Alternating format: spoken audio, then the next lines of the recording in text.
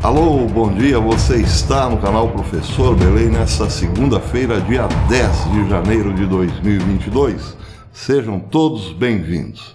Esta parece mais uma daquelas histórias singelas da vida na América.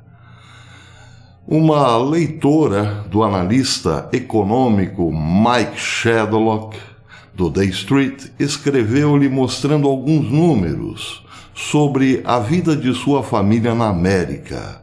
Ela começou dizendo que sua família morou por 80 anos na mesma casa.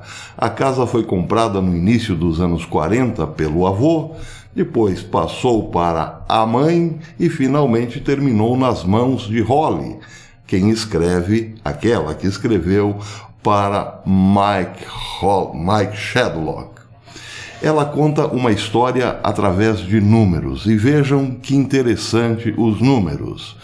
Como ela tinha todos os dados dos gastos da casa quando seu avô ainda era vivo, colocou todos esses dados numa planilha. Depois pegou os números que sua mãe gastou com a casa, colocou-os na mesma planilha e finalmente colocou os seus números quando herdou a casa na mesma planilha, passou o traço e chegou a um resultado terrível. Pois é, a história que parece ser singela é só aparência.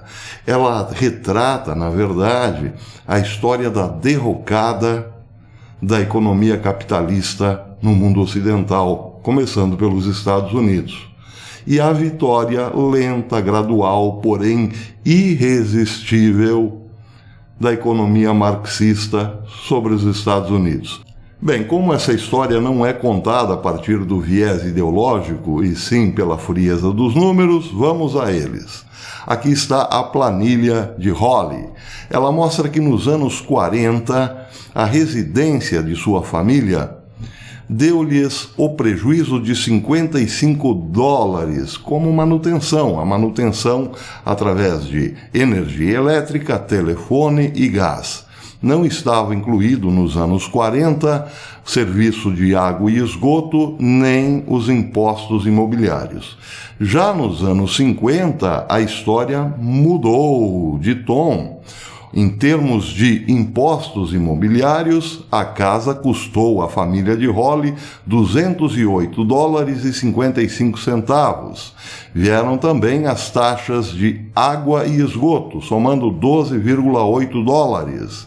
Em energia elétrica, que nos anos 40 custaram $9,24 para a família de Holly, já nos anos 50 passaram para $62,66. O telefone também subiu bastante, foi para $104,24. E o gás, $245,43, dando um total de $632,96 de manutenção nos anos 50. Já nos anos 60, as coisas ficaram ainda piores.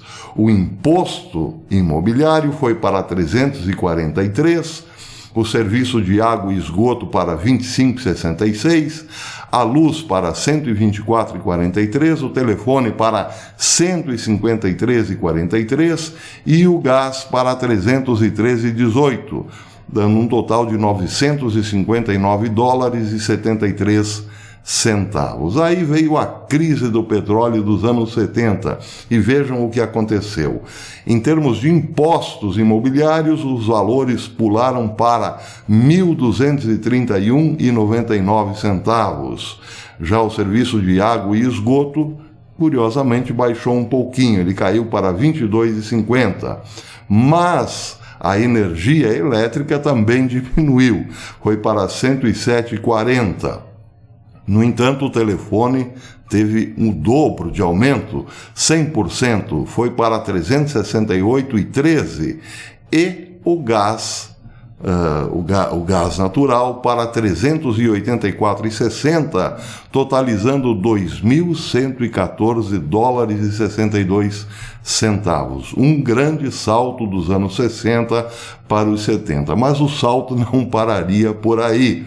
Nos anos 80, 1.864 dólares e 73 centavos foram gastos em impostos imobiliários, 113 em água e esgoto, 471,55 em energia elétrica. Vejam, dos anos 70, que foram gastos 107,40, para os anos 80, o salto foi monstruoso, 4 vezes mais. Também subiu bastante o telefone e o gás, totalizando nos anos 80 3.647 dólares e 18 centavos. Já nos anos 90, a taxa, os impostos imobiliários foram para 2.654. Nos anos 2000, começo dos anos 2000, foram para 3.355. Em 2011, na primeira década, para 6.218. Vejam que salto monstruoso. E agora, na segunda década do século XXI, os impostos imobiliários saltaram para 9.177, totalizando os gastos da residência em 15.046 dólares e 18 centavos nesta segunda década, segunda dezena de anos do século XXI. Pois é, esta frieza dos números mostra, claro, que estamos cada vez mais escravos do Estado para vivermos em nossas casas. Já não são nossas.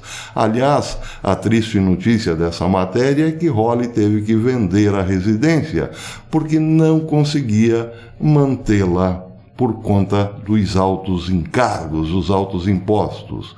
Era uma casa relativamente grande, com 3 quartos, mas ela não podia pagar tantos impostos para manter-se na propriedade. Pois é, vendeu para uma companhia que a demoliu, para quem sabe fazer um prédio ou um estacionamento, não importa, vendeu para um tubarão. É claro, ela, uma sardinha, teve que se desfazer do seu imóvel. E isso tem acontecido aos milhares na América. Quem não lembra, por exemplo, da bolha imobiliária, não é mesmo? Agora anuncia-se outra bolha imobiliária. Mas não é esse o tema deste vídeo. Isso nos leva a crer, em primeiro lugar, que o dólar perdeu força, evidentemente. Dos anos 40 para os dias de hoje, o dólar simplesmente virou pó, enfraqueceu, perdeu músculos. Mas também as taxas do governo, as taxas de manutenção elétrica e tudo mais aumentaram, subiram, e o salário não acompanhou. O salário desde os anos 70 aumentou centavinhos por hora, enquanto os impostos subiram astronomicamente. Por outro lado, o que a notícia quer dizer também é que quando um governo tem o controle da moeda e pode imprimi-lo da forma que quiser, o resultado é esse. O custo de vida torna-se sempre e cada vez maior. É a inflação. O termo inflação se aplica exatamente nesse caso. Do acordo do fim do ouro como lastro da moeda, o chamado acordo de Bretton Woods nos anos 40, em 44, para cá, o dólar, que lastreia a si mesmo, virou um objeto político na mão de governos. Vemos o caso agora. O governo Biden imprime dinheiro como se não houvesse amanhã. E tudo isso terá um custo, que é exatamente esse mostrado nas planilhas de Holly. O custo da nossa liberdade. Nós nos tornaremos cada vez mais escravos do Estado. E aí, se você critica, por exemplo, o Bitcoin, lembre-se, ele é a única moeda descentralizada que existe. Mas ele cai, ele é muito volátil, ele cai, sim, está caindo muito, mas logo mais ali na frente certamente aumentará E muito. Por quê? Porque não é um valor, não é um ativo, não é uma moeda inflacionária. Não pode ser impresso, ele tem um número limitado. Portanto, logo mais, os tubarões, os senhores que sempre mandam no mundo e na economia, estarão cheios de Bitcoin. Ele será a moeda por excelência.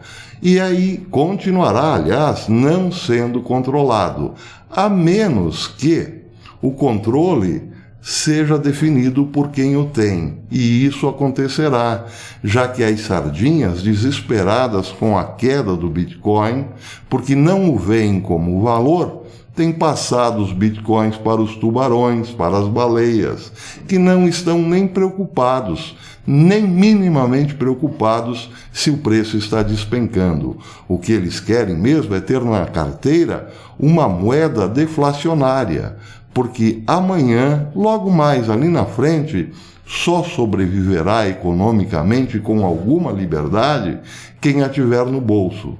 Quem não, será escravo, exatamente do Estado que tudo quer controlar. Pois bem, uma história que deveria ser pitoresca nos aparece como um pesadelo, o pesadelo da classe média norte-americana.